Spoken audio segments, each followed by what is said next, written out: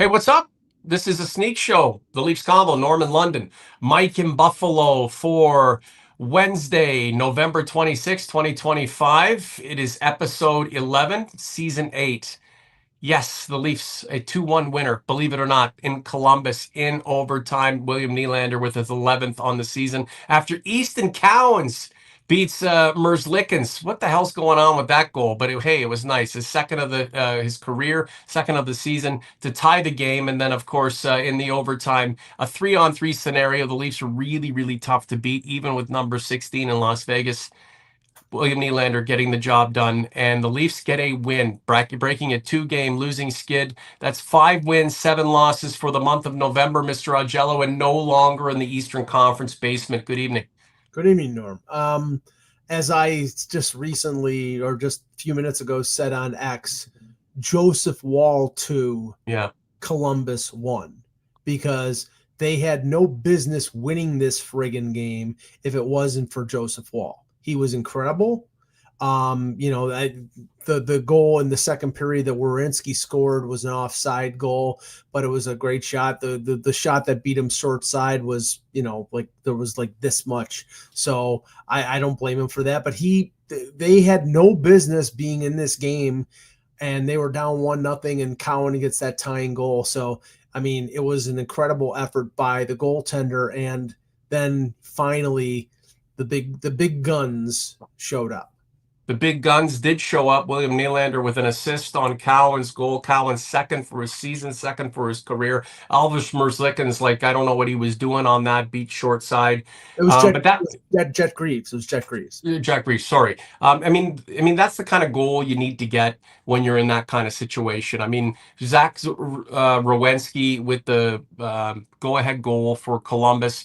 Um, late in the game, the deflation was starting to set in. You thought, well, it's going to be a third straight loss. The team is going to be, mired in the basement.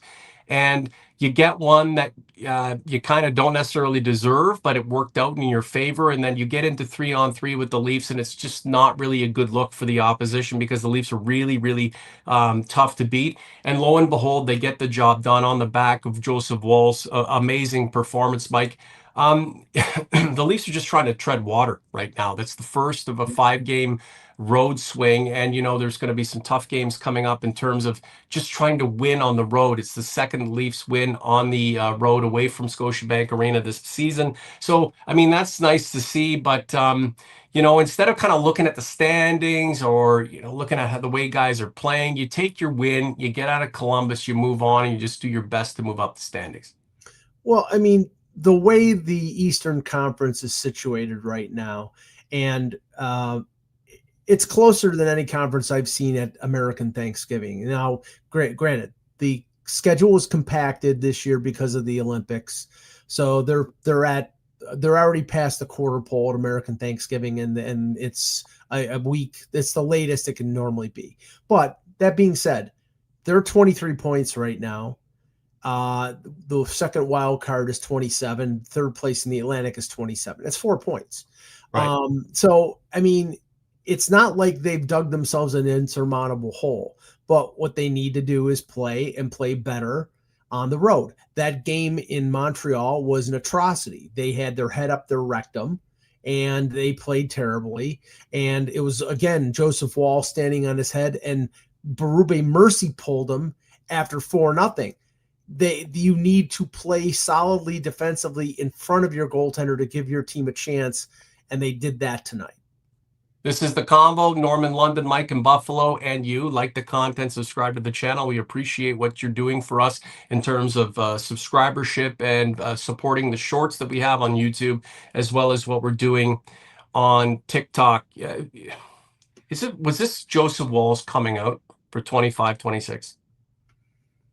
I mean, he's played great in every game, but not like this, not under these circumstances. He stole right. He stole 2 points here. But I mean, the game against Chicago, he was good, but they gave him the late goal. He was very good against St. Louis. He's very good against Columbus in the game that they lost on the Van Tilly goal, and he wasn't responsible for the atrocity in Montreal. So Right. he's played 5 straight games, and he's been good or great in all of them. So I know that I am harping on this. I know that this has been something that has been a narrative for me over the last couple years. The most important thing that this team needs to find out is whether Joseph Wall can be a number 1. So when Anthony Stolarz comes back, screw you. Tandem, fine. Mike.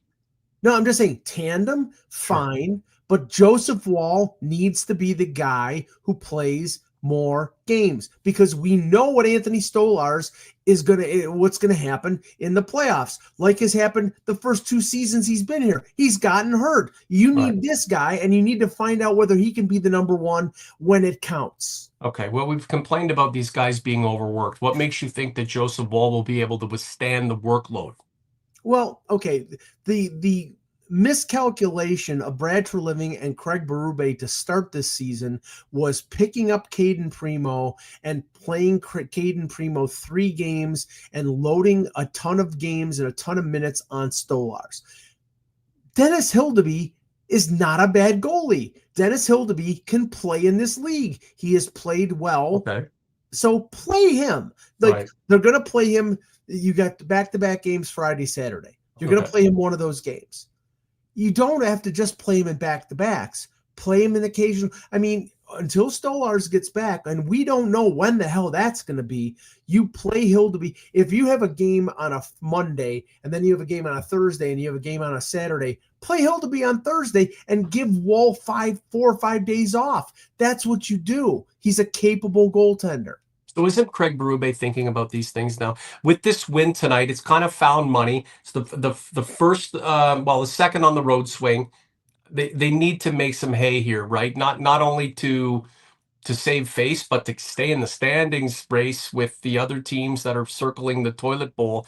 And then you kind of move yourself forward, as we get into December. So, I mean, Craig Berube's got to be happy about what happened tonight. He's got to really like what Joseph Wall's produced for him. And he knows what this guy's all about, but he still has to kind of balance, his capabilities with what he thinks he can sustain night in and night out. So he's got to be thinking, Mike, 2, 3 games ahead here. Would he not be planning this kind of thing as we go forward?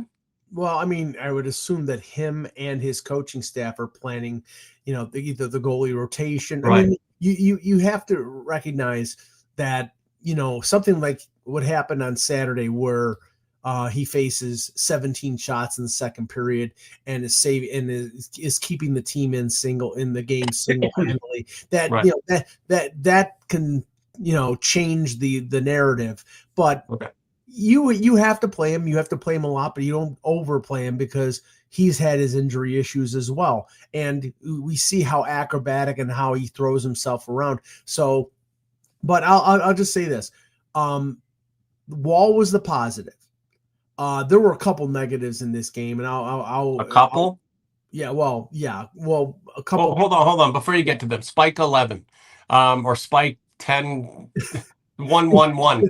This is Spike 11. Is this the Spike? Is this the Spike? Yeah, he's an OG. Ugly game, but much needed win. Wall is saving the season. That's a lot of pressure for number 60. Well, I mean, I get the point here. I mean, let's see, they're 2-1-2 with Wall starting the last 5 games, or 2-2-1 or 2-1-2. I'm thinking on the fly here.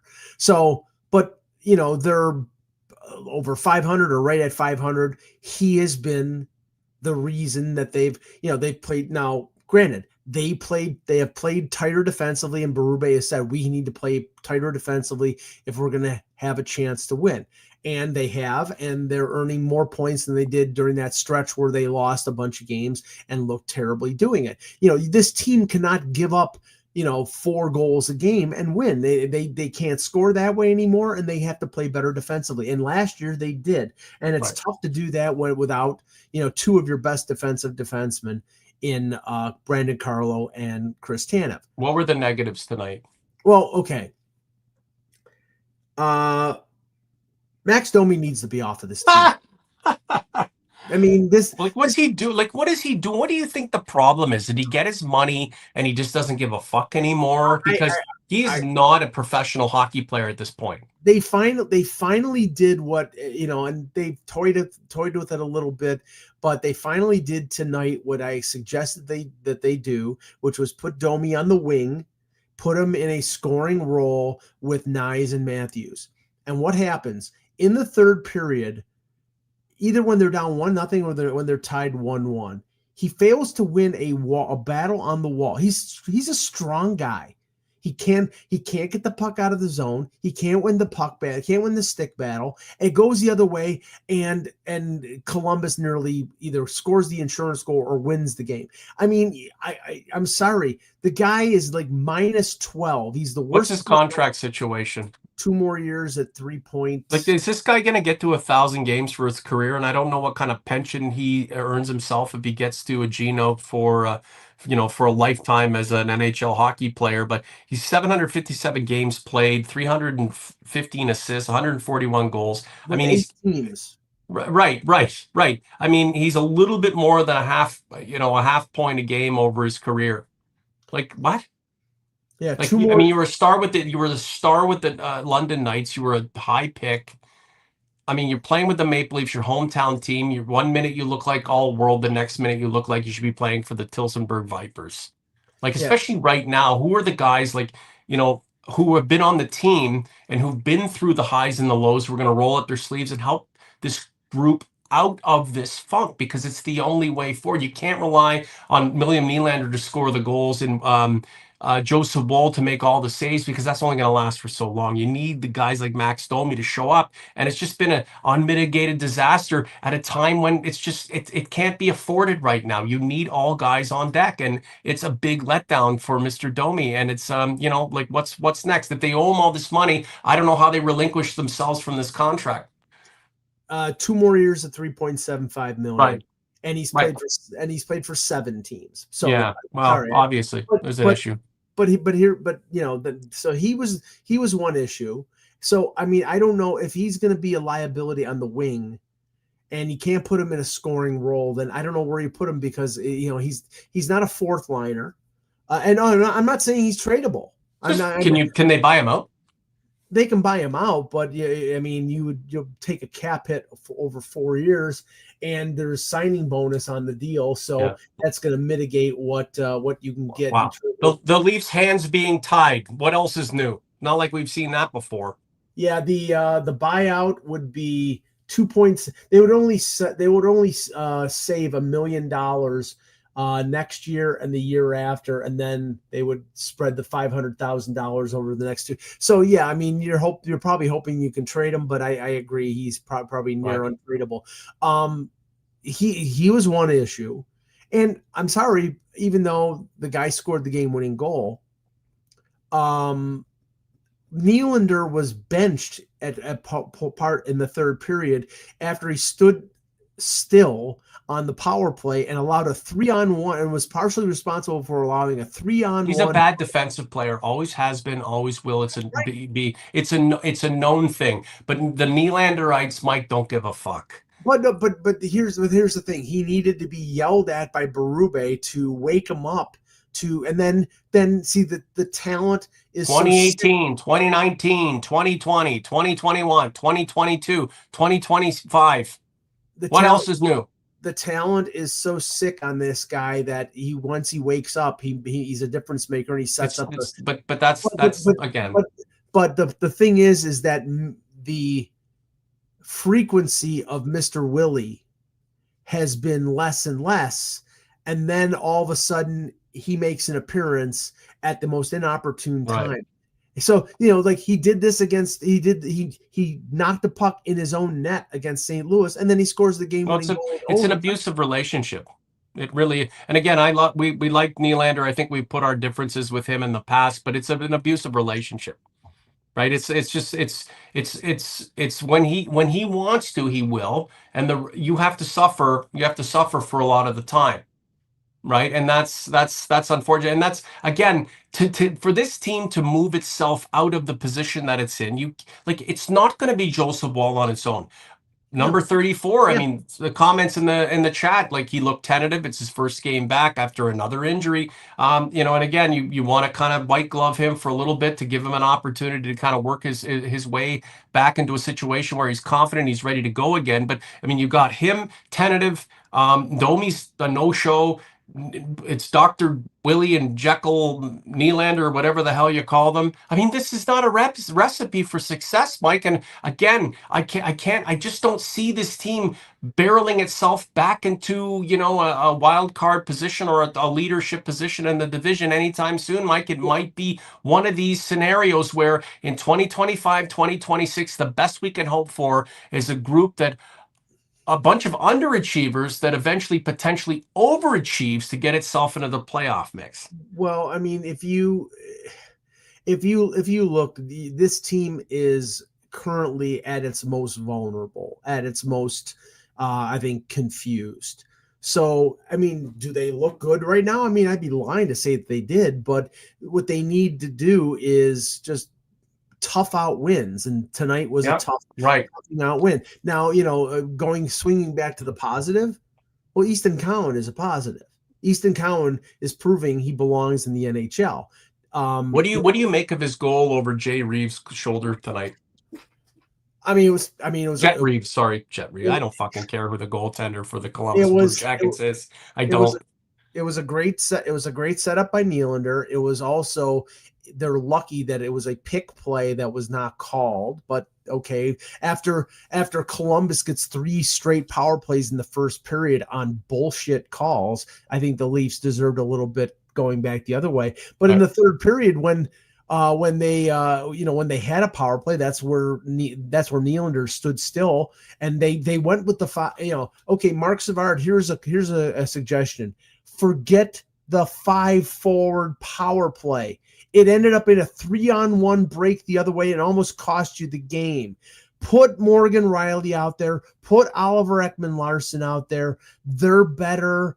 I mean, their quarterbacks is the power play. The power play is not running good either way, but at least you're not opening yourself up to counterattack by having 5 forwards out there. Mm-hmm. This is the Convo. Norm in London, Mike in Buffalo. Like the content, subscribe to the channel. We're moving up slightly every single show we do. We appreciate you very much. Mike and I into season 8, episode 11. The worse the Leafs do, the better the content is for us in terms of numbers and stuff like that. But I mean, that's kind of where we're trying to balance things out. We'd like for our numbers to move forward and for the show to grow over time, but we also want the Leafs to do well, right? I mean, yeah, we can kind of pick over a carcass and just and grow that way. However, I mean, that's not sustainable. I mean, as time goes on, the Leafs have to get better. And the big question is, with this group being so good for so long, with the core 4, now the core 3 plus Riley, is this kind of the downward trend? Is this the downward trend? I mean, in general, that's a question. Are we on a downward trend with this group? And is there any hope in the future, near or far, for a resurgence, for another kick at the can with this group to actually take a legitimate run at finishing this thing off, and finishing it off? I mean, the team finally winning something. Well, Mike, let's make a few more points and get out of here. I think that they're going to pivot. I mean, right now, like I said when the season started, it was going to take them a significant amount of time to adjust into the post Marner world. Now they have had trouble, but I fully expected it, but now it's gone on a little longer than I thought. But I think eventually they're going to pull out of it. But the thing is, they have to pull out of it now, because if they dig themselves too big of a hole, they're not going to be able to be in a playoff consideration. Spike. What would that mean? And just real quick, I see Spike's comment, and I'm going to bring it up. But what would that mean? What would that mean if this team has made what has it been, 8 years? Yeah. 8 seasons.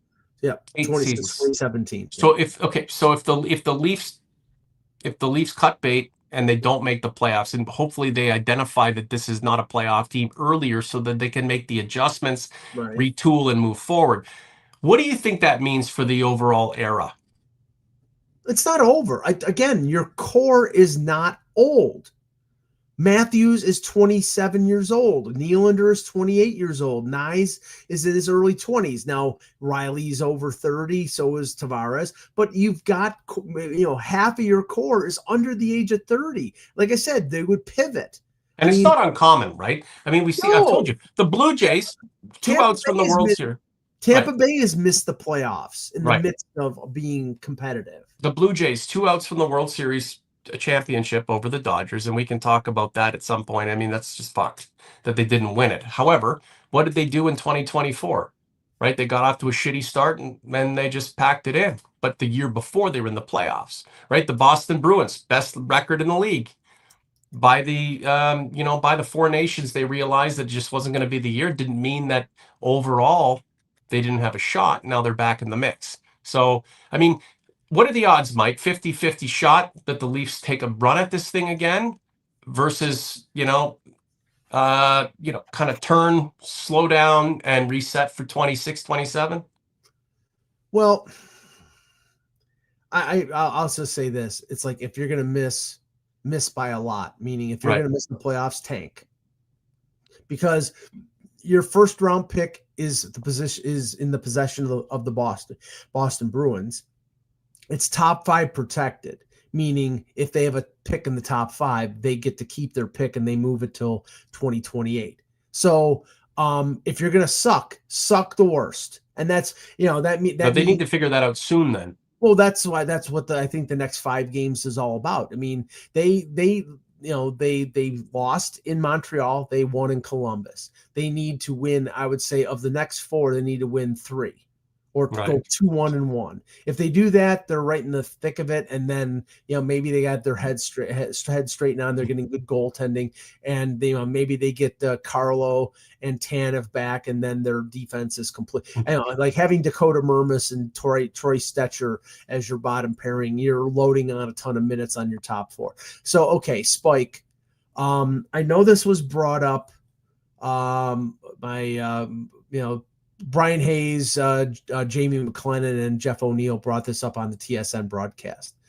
And then there's a lot of talk about Quinn Hughes. First of all, you do not trade the assets that you would need to trade for Quinn Hughes unless you can sign him to a long-term extension. And you can't sign him to a long-term extension until next July. So are you going to give up? And I think they were saying, give up Matthew. I would give up Matthew Nyes in No. 2 seconds. You're insane if you do that. I'm not disputing the fact that Quinn Hughes is a difference maker, is one of the top 5 defensemen in the league, and the Leafs desperately need a puck rusher, a puck carrying defenseman like him. But he's not, a year and a half of him is not worth 6 or 7 years of Matthew Nyes. I'm sorry, it's just not. If you can find out and get him some other way, great. But I'm not giving up one core piece for a guy who in 2 years is going to be a New Jersey Devil. It's just stupid. Let me back that up with another one from Spike. Norm, this team needs a big trade and a new coach. Treliving has to get busy. So a big trade and a new coach before the end of the year. Is that enough to get this team into a Stanley Cup discussion, like a Stanley Cup run discussion? Will this team, with those moves, be as good as the team that was within, a couple of minutes from taking a 3-0 series lead on the Panthers in round 2 of last year's Stanley Cup playoffs? No way. Barring a lengthy losing streak similar to what Randy Carlyle had before he got fired in 2015, they're not firing Berube. He said it time and time again. He's not firing Berube. So that's not going to happen. The big trade, okay, with what? Right. That's the thing. Who are you going to trade? Right. Is a big trade trading Nick Robertson? Mike, if Mitch Marner was on this team, would this team be in the same situation? I doubt it. I don't think they'd be much better. Really? I don't think they'd be much better Because of the goal, because of the goaltending, because of the goaltending, because of the defense. I mean, right, you're playing Dakota Murmas and Troy right, Stecher. You were right. playing Philippe Myers. You're playing I love Simone. Stetcher chickening out tonight with Rowensky coming at him. That was great, Yeah, right? I well, mean, what do you? No, but yeah, you're pinning your hopes and dreams on a guy you picked up on the waiver wire? Like, for right. fuck's sakes. He's a veteran. He's a good seventh defenseman, but the problem is that right now you've got one third. You've got the best defensive one third of your lineup Mm, out. In Carl, the entire your right side of your blue line is Jake McCabe, and Jake McCabe playing on the right side is nowhere close to being Jake McCabe playing on the left side. Him and Tanev are one of the better defense pairings in the league. On the right side, sometimes he's a liability. right. So you're weakened, and you're having Simone Benoit playing in your top four. Okay. So and you have four lefties Right. playing in your top four. Right. Leafs Convo poll, 77 votes. Could a poor showing over the next 5 games determine the Leafs season? This poll put up before tonight's 2-1 overtime win over the Columbus Blue Jackets in Columbus. 92% say yes, Mr. A. I mean, and you said it, and this poll is based on what you said during the Sunday Spectacular, that the next 5 games will determine the Leafs season. Mm-hmm. The fact that in late November we're talking about how a 5 game run on the road is the linchpin potentially in how this season goes. I mean, that says a lot about just how kind of blah and average this team is. Like, I mean, what gives you any belief that this group will all of a sudden find its way and get back to the prowess that the groups prior to for years in the past had demonstrated? Last word to you. Well, I mean, my belief is that they did it last year, and last year was not 4 years But they ago. had a healthy defense core, I and know, they I had know, they and that, had they had and two goaltenders, I know, but and Mitch I know, Marner's on the team. but the injuries are the issue. The injuries Right, have been the issue, and now they're getting some of their players back. But if you're asking me, what's the reason for the belief? Well, okay, I believe that Joseph Wall is a better goalie than Stolarz, and yeah, now Wall is going to play better. You're going to get Carlo back. You're going to get Tanev back. You've already gotten Matthews, Nyes, and yeah. Wah back. I mean, so they're closer to the team that started the season. They have Lawton back, which helps them up the middle. I mean, so they're getting their players back. Now, how is Matthews 100%? I don't know. I don't know what Nyes is. Matthews looked a little tentative. You're right, but it was his first game back. Let's see how he does in the 2 games on the weekend. But I think there's reason for hope, because I think this team has played at their absolute worst, and they're still in it. So when they play at their best, Yeah. will they be in it? I think they will. From where the Leafs sit to the top of the conference is 7 points. Right. Like, are you confident that the top teams right now in the conference will run away with it? Are they that good? No, I mean, I think Carolina is going to win the Metro. I'm not. I mean, Tampa is going to start slowing down because Kucherov got hurt and Hedman got hurt and McDonough got hurt, so they're running into their injury issues right now. But Vasilevsky is playing fantastic. I mean, do you think Detroit? I mean, Detroit lost Right, to Nashville tonight. That's what I'm saying. right, Everybody is flawed. right. Everybody has a flaw that is near fatal in this. Otherwise, you wouldn't have everybody at 500 in the Eastern Conference. It is, So, yeah. yeah. Austin Matthews is in his 10th NHL season. Mm-hmm. Okay. So, 401 goals Mm-hmm. going into this season. Yeah. So it's 10th season right now. Will his next 10 be as good as his first 10? I mean, I know the answer.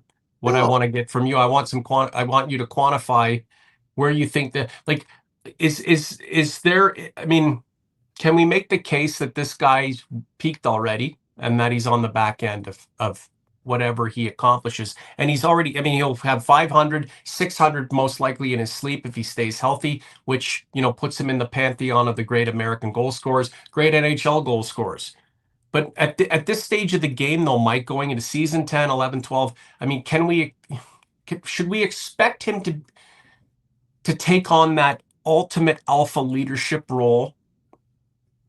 Like, I mean, is he capable of that now? I mean, like I going into seed 10, 11, 12. I mean, is he that kind of guy? I mean, he just doesn't come across as that kind of player. Now I he's going to be a guy who's kind of one of the four horsemen as opposed to the guy who's leading the way. And should we I lay off him a bit? Sorry, let you finish. I think he's in the midst of his prime. I Right, think injuries have been an issue, and he's never been that alpha that you're looking for. He's not Gary Roberts. This is the new NHL where the best player is named captain.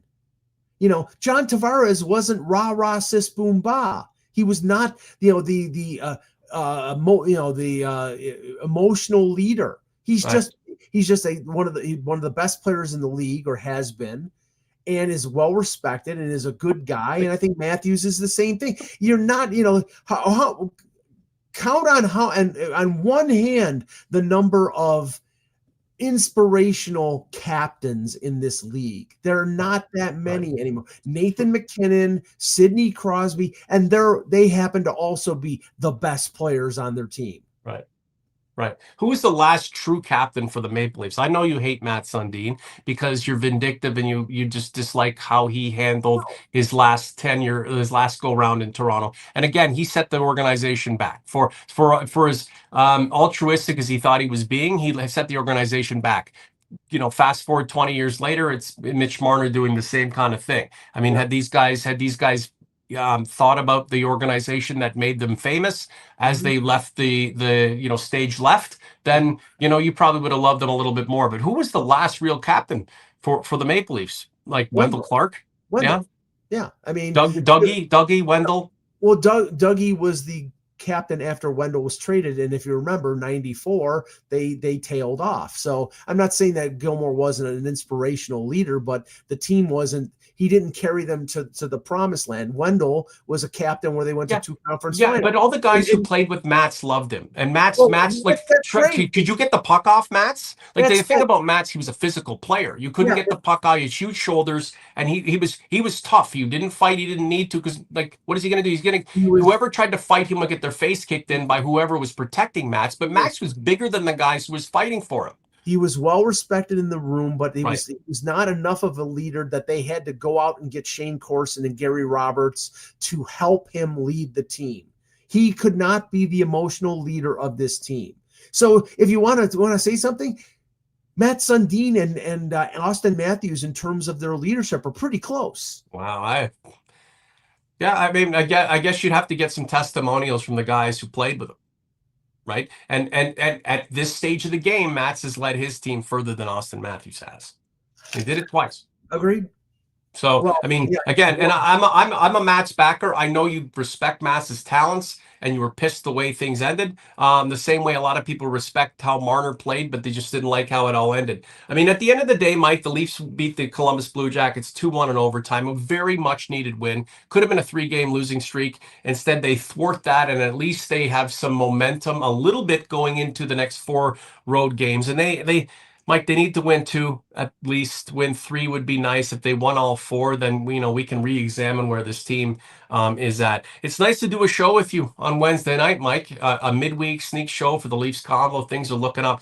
OG's Converse, thanks for being with us. Like the content, subscribe to the channel, stick with us, tell your friends about what we're doing. If you see any links that I put out, share them. Let's keep our momentum going, even if the Leafs are kind of going in circles. And you never know. At some point, if we keep moving forward and the Leafs, catch some wind and a little bit of momentum, they're going to follow us, and then we're all going to be in sync, and then we're all going to be one happy group of Maple Brothers. For Mr. A in Buffalo, New York, I'm Norm James in London, Ontario. The Leafs Convo is up. See you Sunday.